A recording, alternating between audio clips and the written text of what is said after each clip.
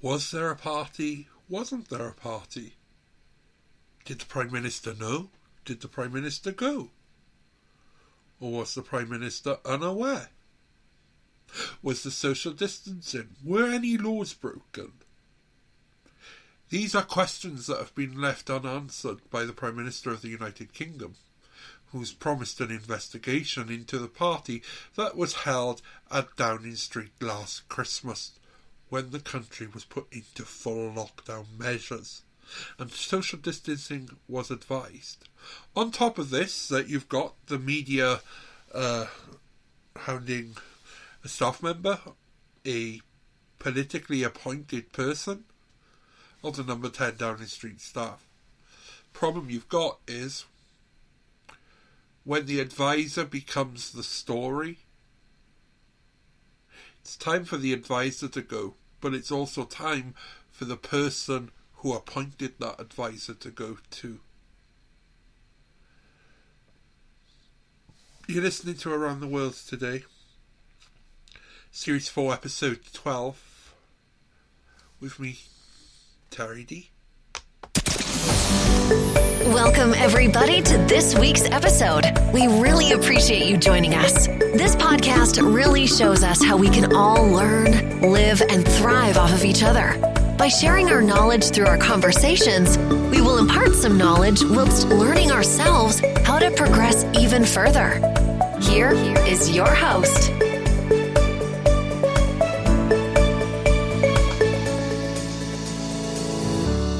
Hello and welcome to Around the World Today, Series 4, Episode 12 with me, Terry D. And we're talking about this debacle. Did the Prime Minister have a party in Downing Street? Were laws broken? Aren't we just fed up now of the sleaze? Have we created a monster in Boris Johnson? Because his base, no matter what, will now say he's still doing a great job. Sorry, but firstly, when the person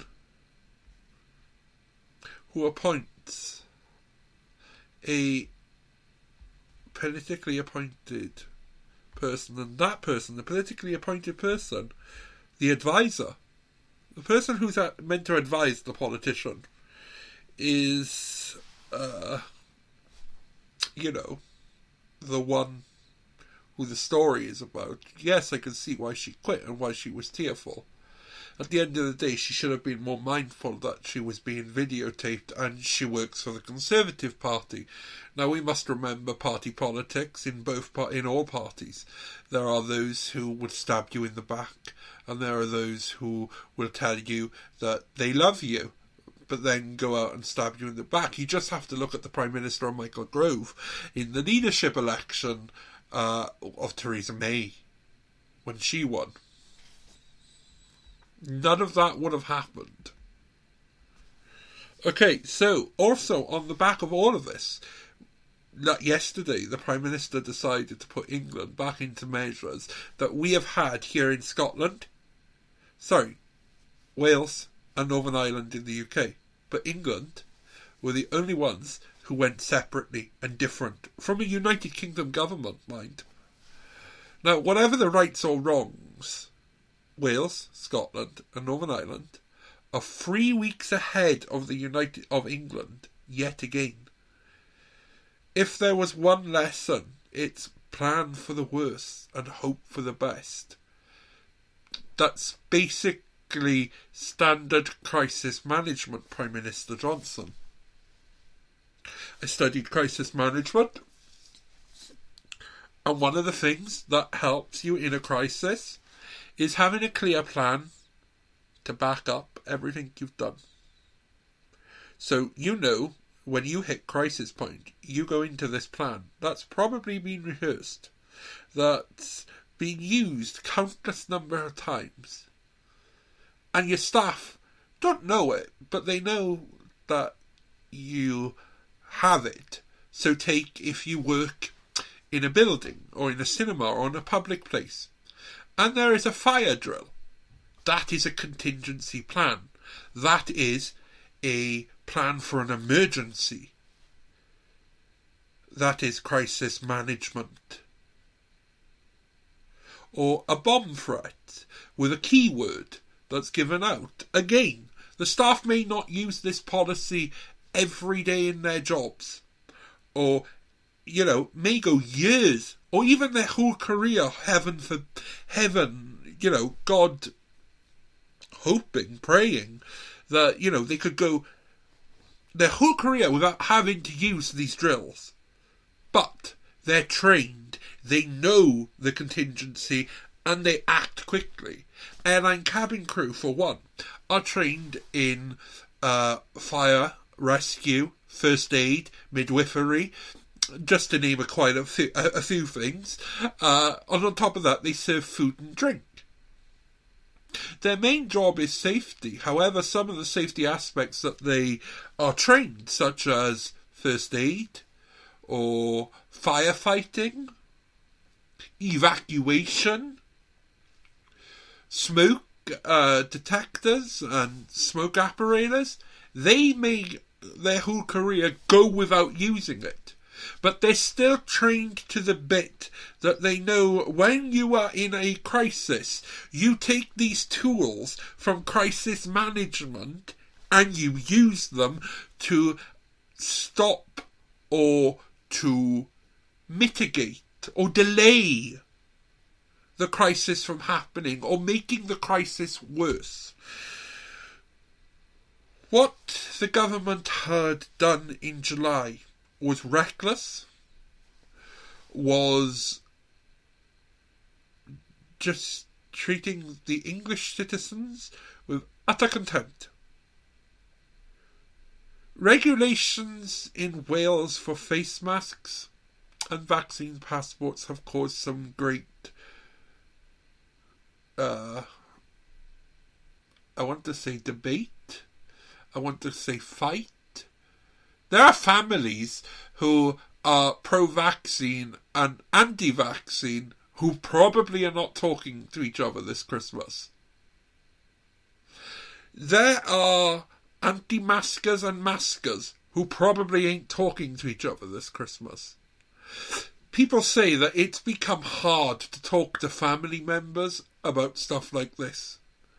People have said that in politics it's also become hard to talk to family members about it.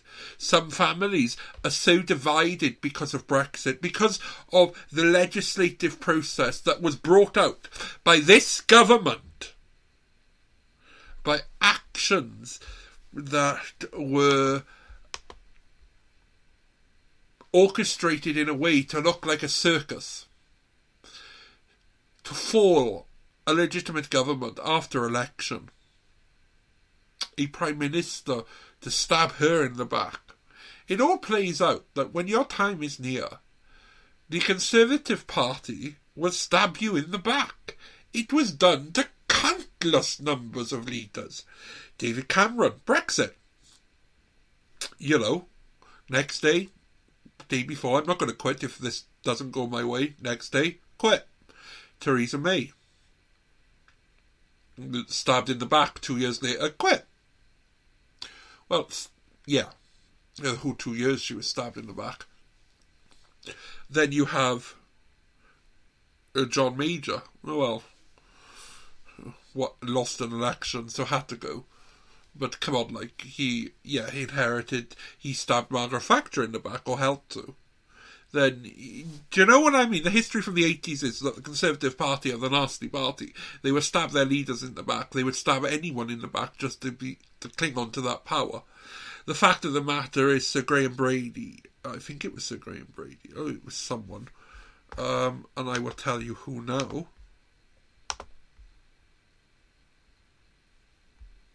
Now, the Tories are furious at Boris. At their party leader, because of the way he has been acting. Have they created their own monster? Is this their own mess because they were too obsessed with power and too obsessed with popular leanings. The Conservative Party used to be what they used to say anyway under Cameron was a broad church, yet it never was. Because, like, under Johnson, it's become a populist party. It is, if you look at government legislation and government policy over the last, since Johnson took over, there is no substance to it. It is a short-term fix rather than long-term solutions.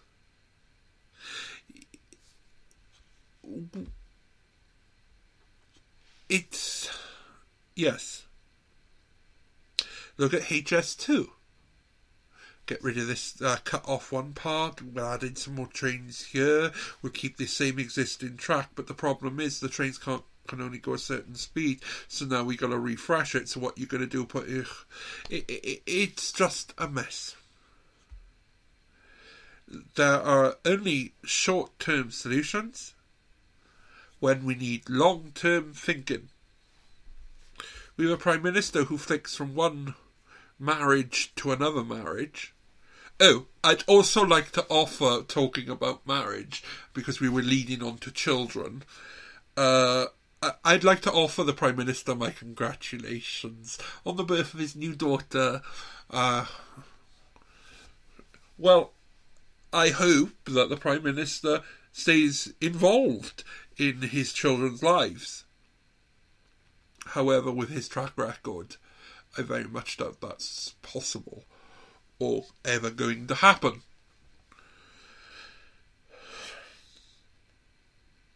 It surprises me how many people are still sticking up for this man and saying he's doing a good job. It's still surprising how many people are anti the Welsh Government, anti the Scottish Government, and even the Northern Irish for following the scientific data. If we are 3 weeks behind England, what does that tell you? They have more resources, more hospitals, more doctors, yes, a bigger population and a bigger square area, but however, if we are 3 weeks behind them, surely they should be 6 weeks behind us in theory, with all of those resources at their hands. And then on top of that, they're also the UK government. So, yeah. Now, the Downing Street Party, we're going to talk about next. Just after this.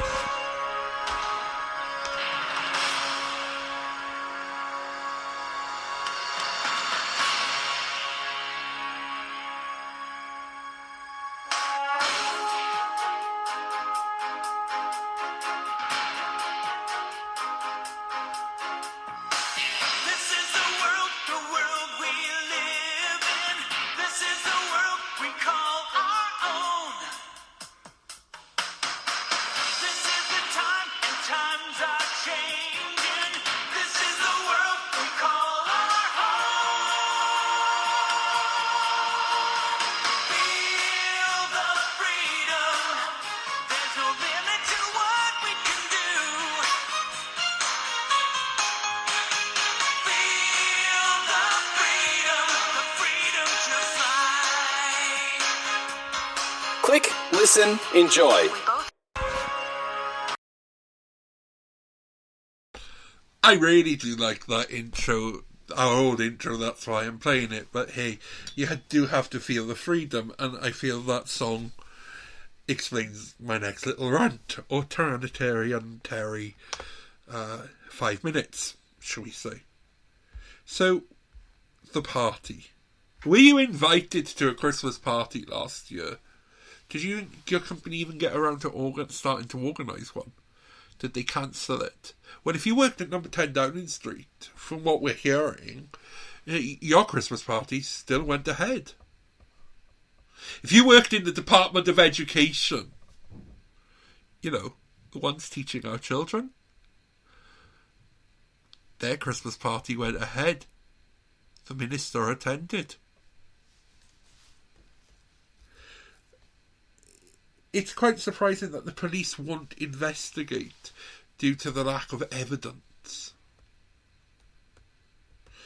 So the Metropolitan Police says that it's not investigating the allegations that Number 10 staff broke COVID rules in December of last year due to an absence of evidence. A video obtained by ITV News shows Number 10 aides joking about holding a Christmas party aimed lockdown restrictions following an angry backlash. The Prime Minister's former spokeswoman, who appears in the clip, stepped down from her role. Labour have urged the police to pursue an investigation without fear or favour. Shadow Health Secretary Wes Streachan, it was simply impulse for the police to argue that there is no evidence. Implausible for the police to argue that there was no evidence. Parties took place, adding, "We have all seen the video involving Number 10 staff," referring to the party on December 18th. Boris Johnson has apologised for the clip of the Downing Street party and has asked his senior civil servant Simon Case to carry out an inquiry into whether rules were broken. Meanwhile, the Conservative Party spokesman has confirmed 4 of its staff who had been seconded to the party's London mayoral campaign were disciplined following an unauthorised social gathering in one of the party's offices on the 14th of December last year. So that's another party the Conservative Party will throw in.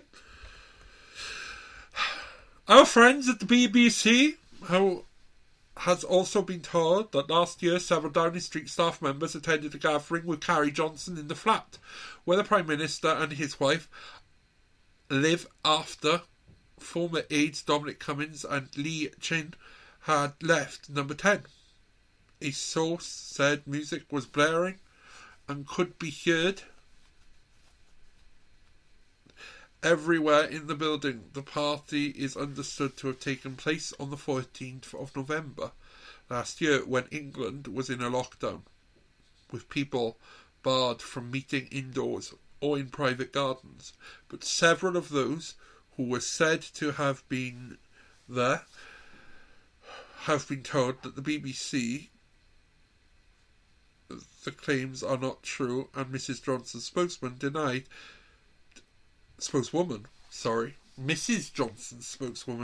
that there was a party on the 13th of November. Could someone explain to me, since when does the Prime Minister of the United Kingdom's wife entitle her to have an official spokesperson?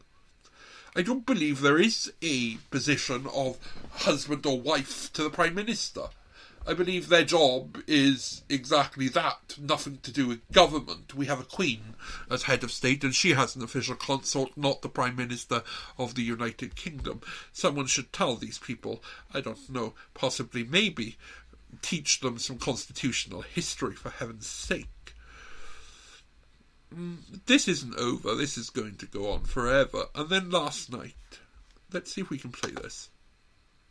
I've just seen reports on Twitter that there was a Downing Street Christmas party on Friday night. Do you recognise those reports? I went home. Hold on.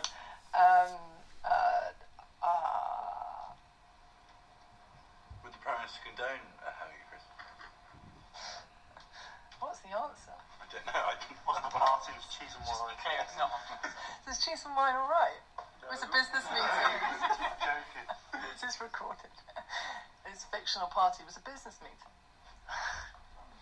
And it was not socially distanced. I've just seen reports on Twitter.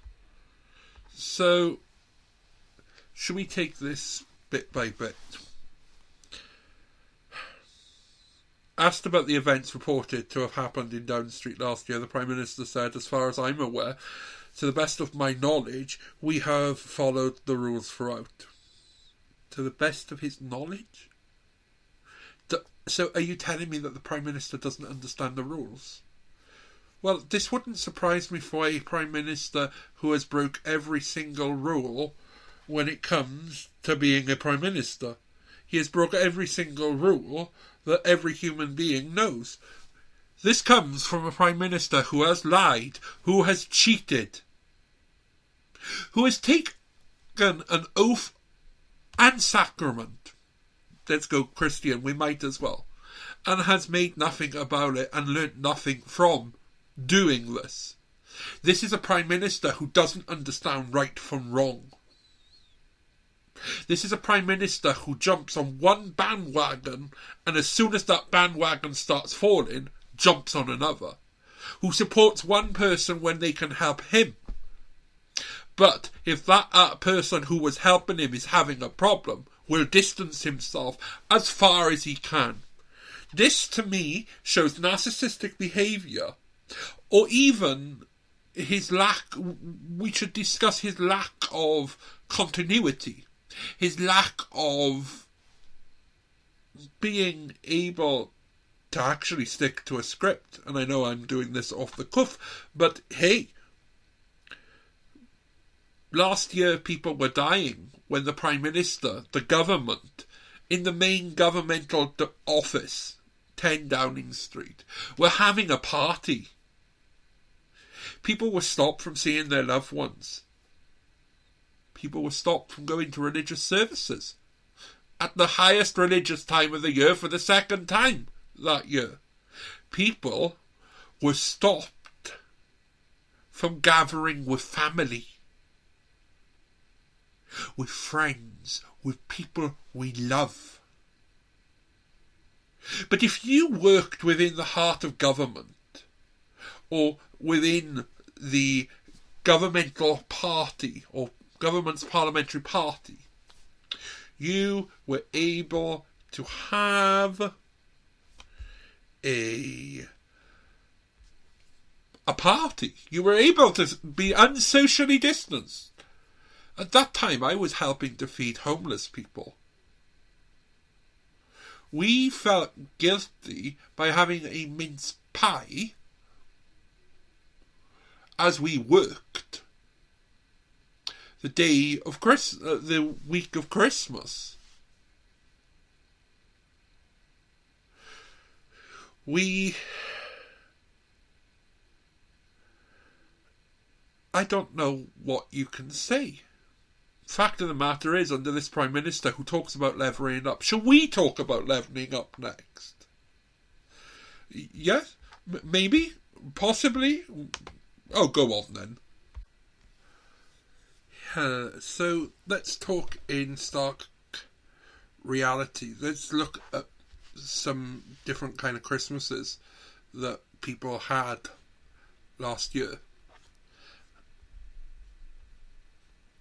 I'm going to read you a story from a lady named Michelle who borrowed £50. This story, I'm not actually going to read it all to you, but the story's link will be in the blog below. But okay, Michelle was new to the area that she lived in. The school, so the school playground was full of its usual parent cliques. You know what it's like. Your kid's friends with this kid, so the parents become friends and all of that. Happened in my school. Probably happens in every primary school across the country. It's life. So one mum persisted. I went over and started talking to Michelle. She offered to lend her £50. A month later, she was still struggling, so she paid her £50 back. She still had money problems, remembering that she had just lost her job. Some of her hours at her job, and she'd moved, so she needed to borrow money. She got into a cycle of borrowing money from a loan shark. They broke into her house. They urinated on her kids' belongings, beds. She made her family homeless just before Christmas of last year and went into emergency housing. Last Christmas she had nothing. She had no tables, no food, nothing, no Christmas gifts for the children. But at least the children were safe and weren't in fear of being broken, their house being broken into or them being damaged. She was attacked by objects. She was made to be, I don't know, by these people. She contacted the Loan Shark helpline. she now has a house. But this is in stark reality to what levelling up should be in the UK. If we looked at the true nature of this whole slogan of levelling up, I think people like Michelle would say, what levelling up? My life has just got worse. In the last 2 months, the government has cut about £100 a month from people. But it's been advertised that they should have never been entitled to that £100 in the first place. However, most of the supporters of the UK government or of the Johnsonites, as I call them, the Johnsonites, feel this is fine. They fail to take into account that within the last 12 months we have seen rises in food, we have seen rises in the prices of fuel, energy, water. We have seen rises in prices to even go to the cinema, to go and get a pint in normal day leisure activities, as well as in like buying of perishable items to eat for nourishment. We've seen a decline in health services as well because of the pandemic, because the government were unable to prepare for a national emergency. Earlier on we talked about crisis management. Now, I tell you something, if I was running a multi-million pound company and Boris Johnson applied for a job as head of crisis management, Boris Johnson would not be getting that job. His crisis management skills leave something to be exasperated by, or exhausted by even.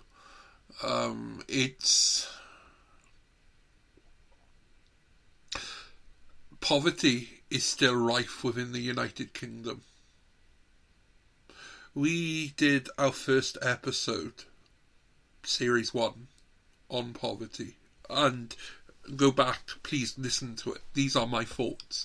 Since then, I've helped to feed over 6,000 people within my own city since July of last year up until the present time. I have joined a team of awesome people who give up a few hours on a Wednesday, who are a part of a bigger team of other churches and community groups around Swansea who give up time throughout the week and run an emergency food provision. Our numbers are increasing every week. If I told you in July we were only feeding 45 people, that's July 2020, and now in December 2021, we are now feeding over 140 people. And we only do 1 day a week, so that's just us. Can you imagine? There are 7 days in a week, and if we are feeding this many people across all of them every day of the week, it's a couple of thousand by the end of the month. And I shudder to think what it'd be like if we add up all of these organisations in the year. How many people we are feeding who are not only homeless but are vulnerable, actually have jobs. I have seen doctors and nurses come to our emergency food provision. Another church in the city I live in has just fed over 4,000 meals in November alone, whilst running a food bank provision for children who are at the lowest end of the poverty scale. Meanwhile, this week, we've seen the resignation of this lady. British people have made immense sacrifices in the ongoing battle against COVID-19. I now fear that my comments in the leaked video of the 20th of December last year have become a distraction in that fight. My remarks seemed to make light of the rules that people were doing everything to obey. That was never my intention. I will regret those remarks for the rest of my days, and I offer my profound apologies to all of you at home for them. Working in government is an immense privilege.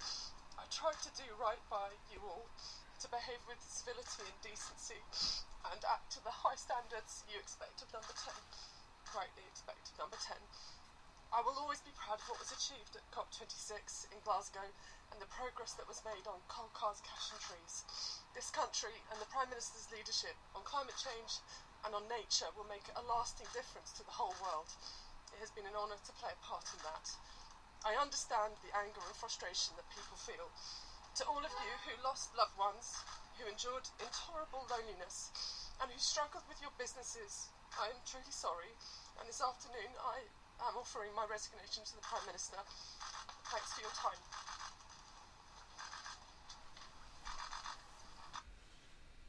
So, since then, another story has come in.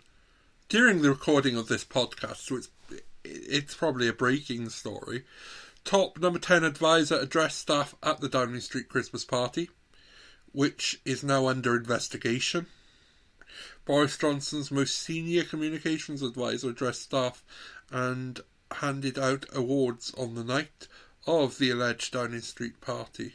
It is understood that Jack Doyle, the Director of Communications in number 10, thanked the staff for working there like he does every week. The political advisor in overall charge of Mr. Johnson's communications also gave out thank you awards on the night of the 18th of December. Sky News understands that ITV News was the first to report that Mr. Doyle was present on the evening of 18th of December 2020. Mr. Doyle has overseen communication strategy, which has seen number 10 deny for a week that there was a party on the 18th of December, after the Daily Mirror first revealed the details. Following the leaked footage of the number 10 aides laughing about the event, Mr. Johnson tasked the Cabinet Secretary Simon Case with the investigation of what happened, whether they were telling the truth or not.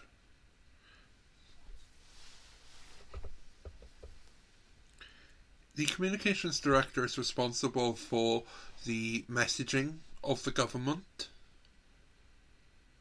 So in this case, stay at home, protect lives, wear a face mask, socially distance. When does the irony become that this was the person responsible for telling us to stay at home and follow the rules, and he didn't understand that the rules fell to him? When do we ask questions about the people that this man has appointed into number 10, in the heart of government? There are half-assed measures. Levelling up is just a slogan. Like, get Brexit done. Nothing changed for you, and nothing surely changed for me. Just like levelling up won't change for anyone else. The only thing it will change is it will increase poverty. It's already doing that, isn't it? How do you feel that the government's handling of the last 12 months, about the last 24 months, has been going? They were only elected in 2019. This bag tag, to be precise, in a week's time, it would be 2 years. We've had a pandemic. We've had sleaze. We've had corruption at the heart of government. We've had affairs. We've had a marriage of a Prime Minister. Do you know something? It's made me crave the 1970s all over again. And I was born in 1987. But this government's agenda is to swap from one populist trope to the next, without thinking, oh, to hell with them, we'll just divide. Don't let them divide you this Christmas. Celebrate your Christmas. Remember, Christmas is Christmas. At the end of the day, the government haven't been following their own advice this year. Have they? I'd like to know, basically, how the Minister for Starters of the DWP is. The last I heard, she was having the time of her life the night before. Her department made cuts to everyone who was on universal credit. These are people who are working and people who are not working. These are disabled people and non-disabled people. But she was having the time of her life singing at the Conservative Party conference. Do you think the Prime Minister is going to be singing having the time of his life today as his child was born? Here's a stark contrast here, right? There is probably a child today who was born. 2 children at the same time. Boris Johnson's new child, who's going to be born in the lap of luxury. Lap of splendour. Ex-Prime Minister's daughter. There was probably another little girl today born who's going to live in poverty, absolute poverty, whose education may not take her as far as she wants to go because she doesn't have the money or can't afford the tuition. There are 2 mums today. One's given birth, probably in a private hospital, with nurses on call, on tap. There was another mum today who probably gave birth in a overwhelmed, overworked, underfunded NHS maternity ward. Decisions that we take and make have ramifications for others. The sooner our government understand this and stop popularising everything, stop going on the bandwagon of cultural wars because it divides, stops using religion to divide, stops using the whole Brexit to divide, stops using left and right to divide. We keep hearing about we're in a time of national emergency and in a pandemic, and he blames the Labour Party, but the opposition are voting with you. It's when the opposition don't vote for you, they're playing party politics games. Maybe you should remember that, Prime Minister.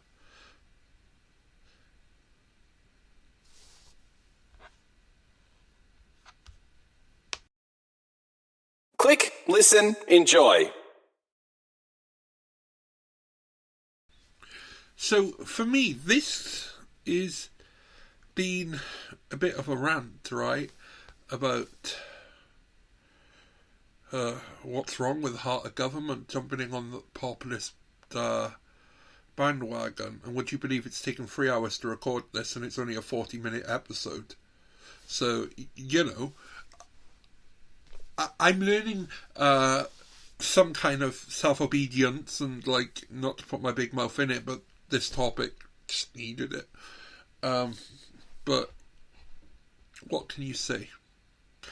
To a person who doesn't know or own up to how many kids he has, he's been married countless numbers of times,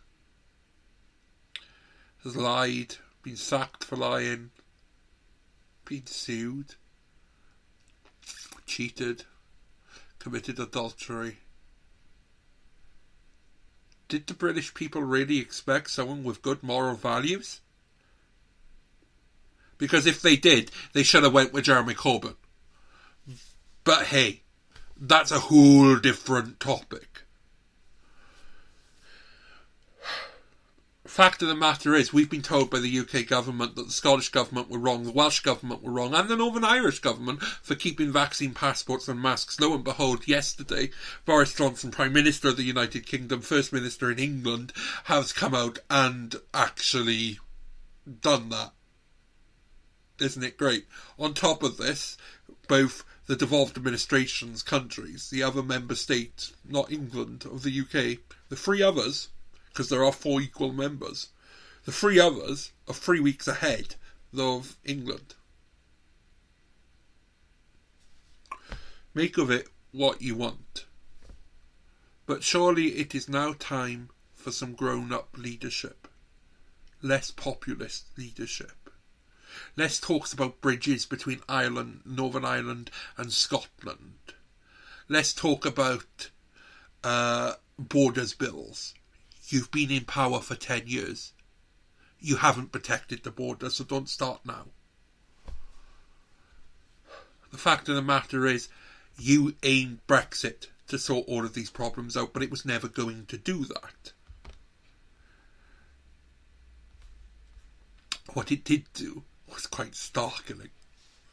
So, thank you for tuning in to Around the World today, Series 4, Episode 12. Did they have a party? Did they not have a party? I'm going to let you draw your own conclusions here. Please let me know what you want to do, what you want me to talk about. If you want to get in touch, there is a comment box and a chat box, I believe, down below. You can fill it in. You can join our mailing list and visit our website, realtario.com.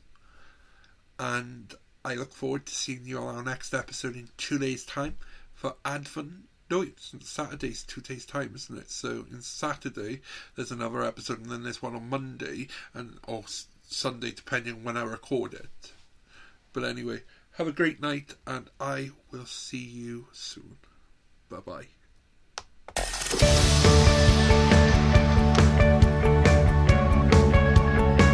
This week's episode has come to an end. But the fun doesn't have to stop here. If you have any questions, suggestions, or feedback, head over right now to Twitter and Facebook and like, share, and get involved. Join us next time.